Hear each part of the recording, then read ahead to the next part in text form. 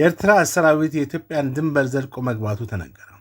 አንድ የኢትዮጵያ መከላከያ ሰራዊት ከፍተኛ አዛዥ ለአፍሪካ ሪፖርት እንደገለጹት የኤርትራ ሰራዊት ከድንበር አካባቢዎች ባለፈ በትግራይ ክልል ወሳኝና ስትራቴጂካዊ ስፍራዎች ላይ ሰፍሮ ይገኛል ሲሉ ከሰሞኑ ተናግረዋል። እዚሁ ጋር ተያይዞ አርብ ሌሊት ከ7 ሰዓት ጀምሮ ከፍተኛ የኤርትራ ሰራዊት ወታደራዊ እንቅስቃሴ ሲያደርግ እንደነበረ ታውቋል።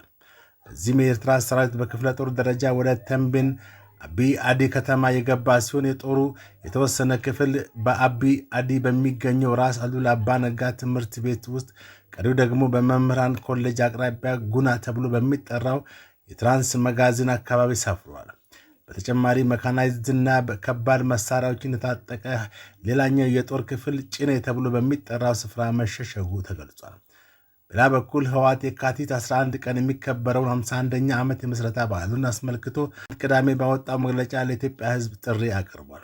በመግለጫውም የፌዴራል መንግስቱ የትግራይን ህዝብ ዳግም ለማጥፋት የሚያደርገውን ወታደራዊ ዝግጅት እንድታወግዙ ይጠበቃል፣ ልጆቻችሁንም ዓላማ ቢስ ከሆነ ደም አፋሳሽ ጦርነት ልታድኑ ይገባል ሲል ገልጿል። በትግራይ ክልል የተለያዩ አካባቢዎች የካቲት 11ን አስመልክቶ ሰልፎች እየተካሄዱ ይገኛሉ።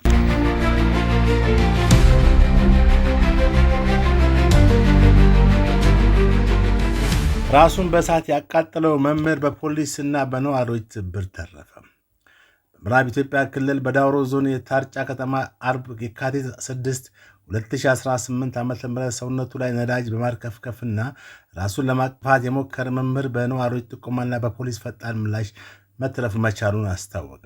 ግለሰቡ 1 ሊትር ቤንዚን በመግዛት ሰውነቱ ላይ ካርከፈከበ በኋላ በኪሱ በያዘው ክብሪት በመጠቀም በለበሰው ልብስ ላይ እሳት ለኩሷል።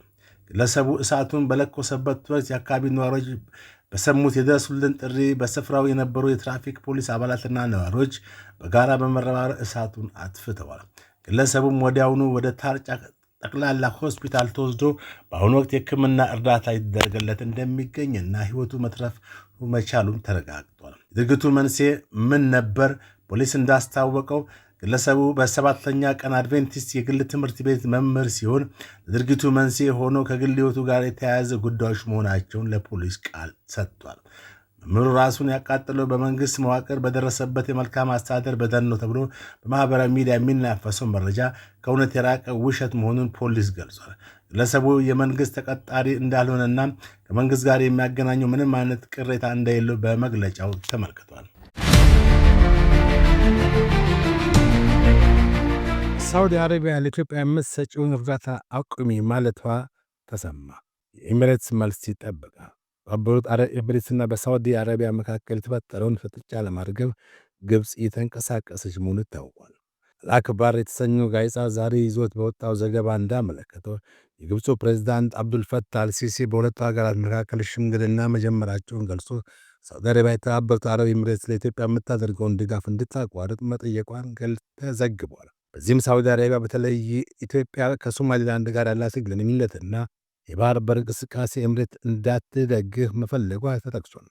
ሳውዲ አረቢያ ኤሚሬትስ ለኢትዮጵያ የምታደርገውን ድጋፍ አቁማም ቀደም ብሎ በአረብ አገራት መካከል የተቀመጠውን መርህ መከተል አለባት የሚል ግፊት እያደረገች መሆኑ ተገልጿል።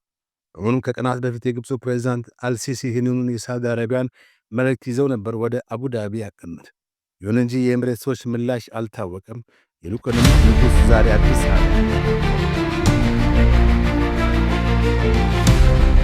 የአፍሪካ የመሪዎች ስብሰባ ጉባኤ ተጠናቀቀ። ዛባ ሲካሄድ የቆየ 19ኛው አፍሪካ ህብረት የመሪዎች ጉባኤ ዘላቂ የውሃ አቅርቦትና ደህንነቱ የጠበቀ የንጽህና አጠባበቅ ስርዓቶችን ማረጋገጥ አጀንዳ 2063 ግቦች ስኬታማነት በሚል መሪ ሐሳብ ነው።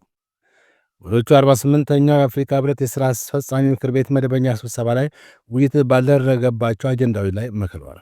የውሃ ደህንነት እና የንጽህና አጠባበቅ የአጀንዳ 2063 ትግበራን እና አህጉራዊ ትስስር፣ ማህበራዊና ኢኮኖሚያዊ ልማት፣ የሰው ኃይል ልማት፣ ተቋማዊና የፋይናንስ ሪፎርሞች፣ ቀጠናዊ አጋርነትና አፍሪካ በዓለም መድረክ ላይ ያላት ሚና ከተመከረባቸው አጀንዳዎች መካከል ይጠቀሳል። 2 ቀናት ሲካሄድ የቆየው የ19ኛው አፍሪካ ህብረት የመሪዎች መደበኛ ጉባኤ የተለያዩ ውሳኔዎችን በማሳለፍ መጠናቀቁን ኢዜአ ዘግቧል።